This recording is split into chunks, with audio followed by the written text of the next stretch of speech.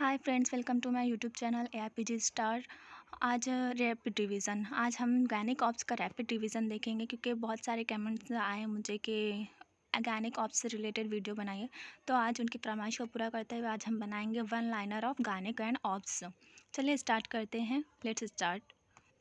क्योंकि मेरे पास फ़िलहाल के लिए जो है पीडीएफ इसका मौजूद नहीं था गायनिक एंड ऑप्स का, इसीलिए जो मेरे पॉइंट्स मैंने नोट किए थे आज मैं वो आप लोगों के साथ शेयर करूँगी। फर्स्ट है हमारा most common cause of recurrent abortion.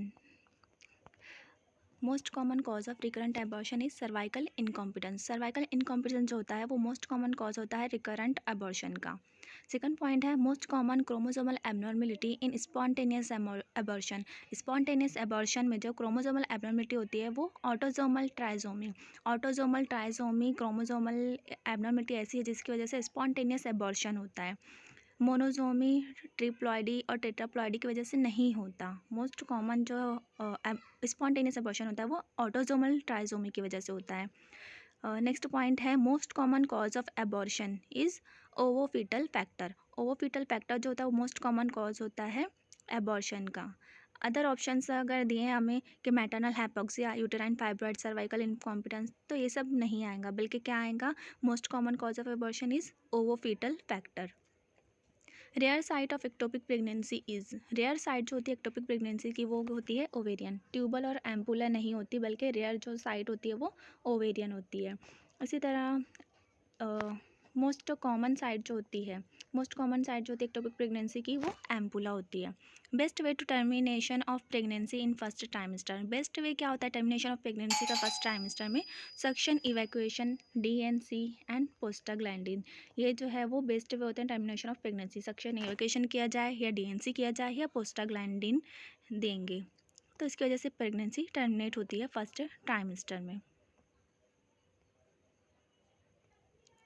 Breast feeding week in India. India में जो ब्रेस्ट फीडिंग वीक होता है वो मनाया जाता है फर्स्ट वीक ऑफ अगस्त में। अगस्त के फर्स्ट वीक में जो है वो ब्रेस्ट फीडिंग वीक मनाया जाता है। वर्ल्ड पॉपुलेशन डे जो है वो 11 जुलाई को मनाया जाता है। वर्ल्ड पॉपुलेशन डे 11 जुलाई को मनाया जाता है। Composition of breast milk, CHO, fats, proteins, ये जो है वो कंपोजिशन होते हैं ब्रेस्ट मिल्क के। Most common cause of lactational mastitis. Lactational mastitis का मोस्ट कॉमन कॉज क्या होता है? स्टेफिलोकोकस। स्ट्रेप्टोकोकस नहीं होता, बल्कि स्टेफाइलोकोकस जो होता है वो मोस्ट कॉमन कॉज होता है लैक्टेशनल मैस्टाइटिस का। Breast complication of the puerperium. Breast complication of the puerperium. Puerperium में जो ब्रेस्ट कॉम्प्लिकेशन होता है तो इसमें क्या क्या होता है? ब्रेस्ट इंगॉजमेंट होता है, mastitis of the breast and lactation failure. ये जो है कॉम्प्लिकेशंस हो सकते हैं परपेरियम में। ब्रेस्ट इंगॉजमेंट होता है, मैस्टाइटिस ऑफ द ब्रेस्ट होगा और लैक्टेशनल फेल्वर होगा। Causes of subinvolution. Subinvolution के कॉजेज़ क्या होते हैं? Grand multiparity, twins, polyhydramnios. C of cervix नहीं होता, बल्कि ग्रैंड मल्टीप्लाइटी रहेगा, ट्विंस रहेगा और पॉलीहाइड्रोमनोज रहता है। Risk factor of puerperal pyrexia. Puerperal pyrexia का रिस्क फैक्टर क्या होता है? Preterm labour, malnutrition and anaemia. Post dated delivery नहीं रहता है, बल्कि क्या क्या रहते हैं रिस्क फैक्टर्स परपेरल पायरेक्सिया के? Preterm labour, malnutrition and anaemia. Diagnostic investigation for puerperal pyrexia is swab of vagina. Puerperal pyrexia को कैसे इन्वेस्टिगेट करेंगे? स्वैब ऑफ वजाइना के जरिए। Commonest cause of puerperal pyrexia. Commonest cause जो होता है परपेरल pyrexia का वो होता है इंडोमेट्राइटिस। इंडोमेट्राइटिस जो है मोस्ट कॉमन कॉज होता है परपेरल पायरेक्सिया का। इंडोमाइलाइटिस नहीं होता, इंडोपैरामेट्राइटिस नहीं होता। Diagnosis of puerperal pyrexia when. Puerperal pyrexia की डायग्नोसिस कब होगी? जब temperature more than 100.4 degree Fahrenheit रहेगा इन 24 आवर्स अपार्ट। 24 आवर्स में जो है वो 100.4 डिग्री फ़ारेनहाइट से ज़्यादा अगर टेम्परेचर है तो हम उसे परपेरल पायरेक्सिया बोलेंगे। नेक्स्ट पॉइंट है हमारा anencephaly is best diagnosed using USG. USG के जरिए एनेंसेफेली जो बेस्ट डायग्नोज की जा सकती है। Recruitment of follicles is done by FSH। Recruitment of follicles is done by FSH। Rupture of follicles is done of LH। Rupture of follicles is done of LH। FSH causes growth or development of follicles during first 14 days. FSH cause करता है growth और development of the follicles during first 14 days, first half of the cycle, first half of the menstrual cycle, which leads to gradual increase in estradiol production, जिसकी वजह से क्या होता है which leads to gradual increase in estradiol production from granulosa cells. Granulosa cells से जो है वो एस्ट्राडियोल का प्रोडक्शन जो है वो ग्रेजुअली इंक्रीज हो जाता है फर्स्ट 14 डेज यानी कि first half cycle of the MC में। इसके बाद है नेक्स्ट पॉइंट हमारा ovulation is assisted reproductive technique is done by injection of HCG। Ovulation is assisted reproductive technique is done by injection of HCG associated with peritoneal irritation किया जाता है। Ovulation assisted productive technique में जो है वो injection of HCG associated with peritoneal irritation. Ovulation depends upon और maintain by LH more than FSH। FSH से ज़्यादा LH जो है वो ओवुलेशन डिपेंड करता है LH पर यानी कि डिपेंडेंस होता है ओवुलेशन का ज़्यादा FSH की बनिस्बत। नेक्स्ट पॉइंट है example of positive feedback mechanism. Positive feedback mechanism का एग्जांपल क्या है? Thrombus formation and LH surge and thrombus formation, ये जो है वो एग्जांपल है पॉजिटिव फीडबैक मैकेनिज्म के। Recurrent spontaneous abortion is first trimester occur due to the alloimmune causes antiphospholipid antibodies. Recurrent spontaneous abortion in first trimester occurs due to the alloimmune causes and antiphospholipid antibodies. Most common presentation in anencephaly, most common presentation जो होती है anencephaly में वो face होती है।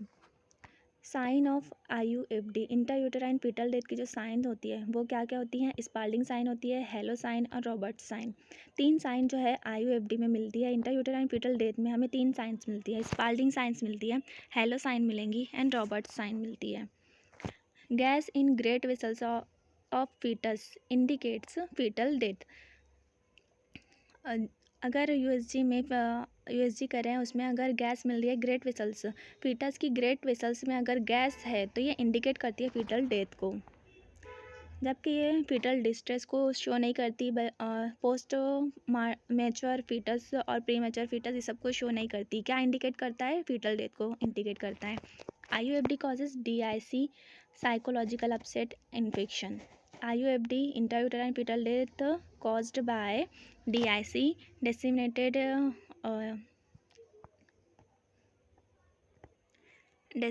intravascular coagulation, DIC psychological upset and infection, ये जो है वो IUFD कॉज करते हैं। DIC psychological upset and infection. PIH जो है वो IUFD कॉज नहीं करता। IUFD at 36 weeks treatment is wait for spontaneous expulsion. अगर इंट्रायूटेराइन फीटल डेथ हो रही है 36 वीक्स पर, तब ट्रीटमेंट होता है इसका वेट फॉर स्पॉन्टेनियस एक्सपल्जन का वेट करते हैं। कंटिन्यू अप टू टर्म नहीं करेंगे, सिंटोसिनॉन प्लस ARM नहीं करेंगे, हिस्टेरेक्टोमी नहीं करेंगे, बल्कि वेट करेंगे स्पॉन्टेनियस एक्सपल्जन का अगर 36 वीक्स पर IUFD हो रही है तो।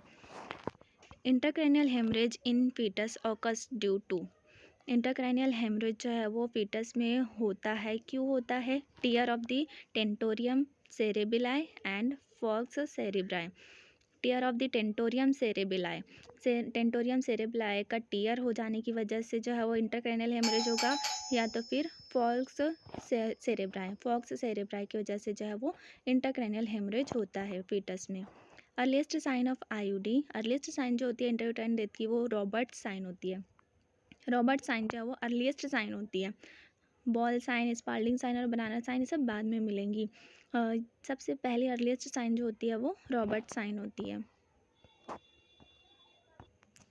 नेक्स्ट पॉइंट है हमारा absolute कंट्रा indicated of ARM in.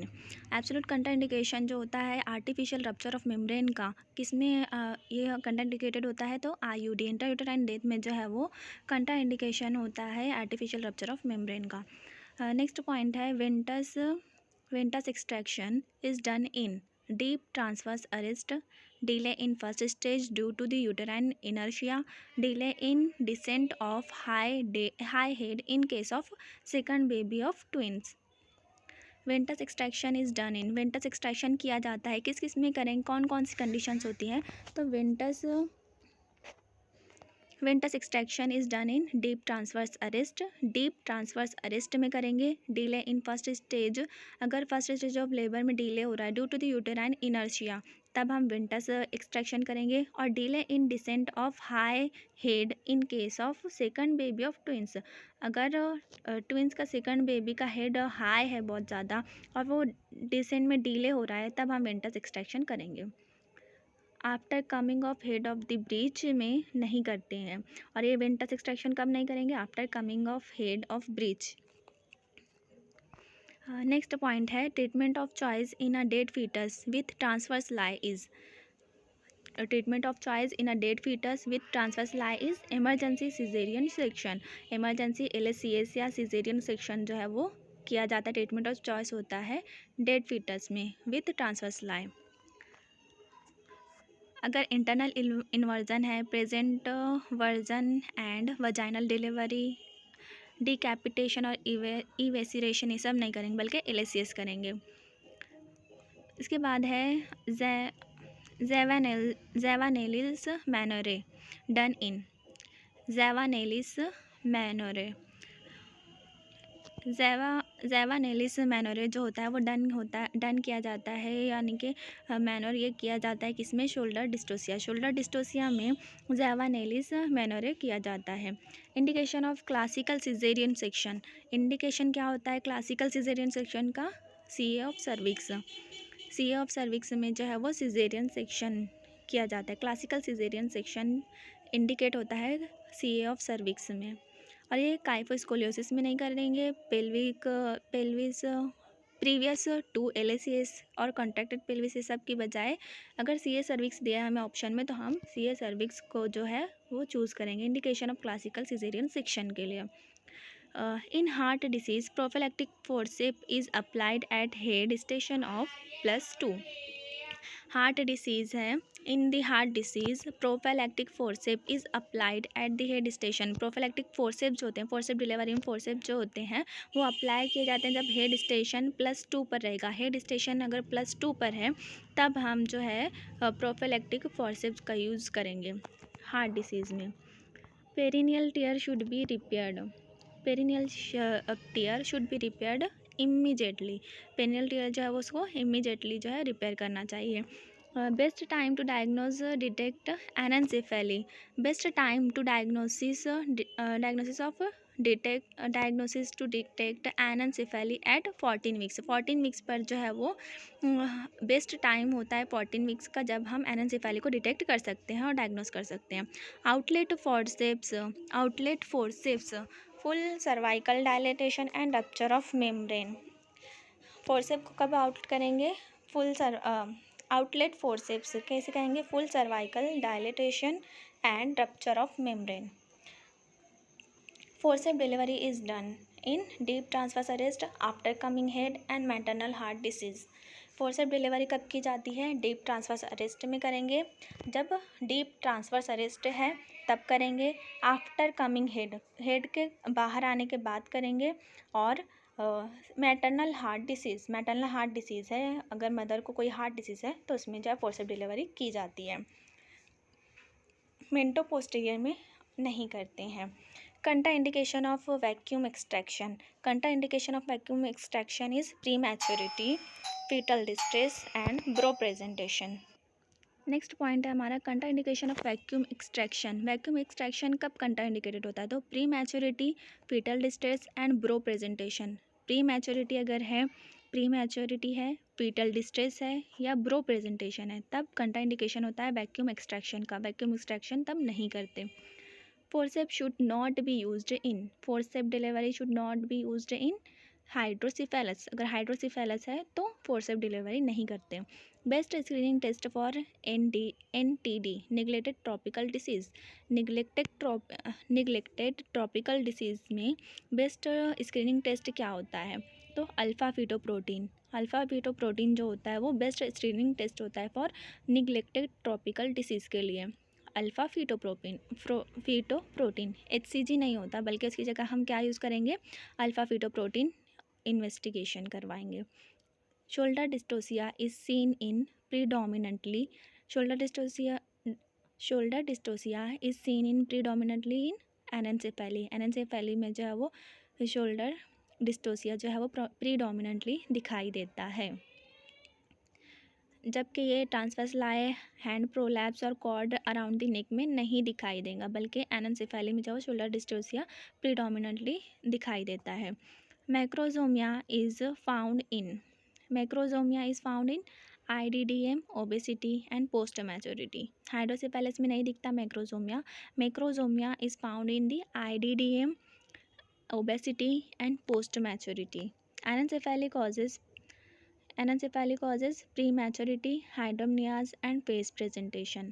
Post maturity में नहीं होता। एनेंसेफेली कॉज करता है प्री मैच्योरिटी हो सकता है, इसकी वजह से हाइड्रोमिनास हो सकता है एंड फेस प्रेजेंटेशन हो सकती है। सो फ्रेंड्स, ये हुए आज के हमारे बहुत सारे पॉइंट्स। अब इसके बाद इंशाल्लाह नेक्स्ट वीडियो में मुलाकात होंगी और भी बहुत सारे पॉइंट्स के साथ ऑब्स एंड गायनिक के। सो तब तक के लिए अल्लाह हाफिज़।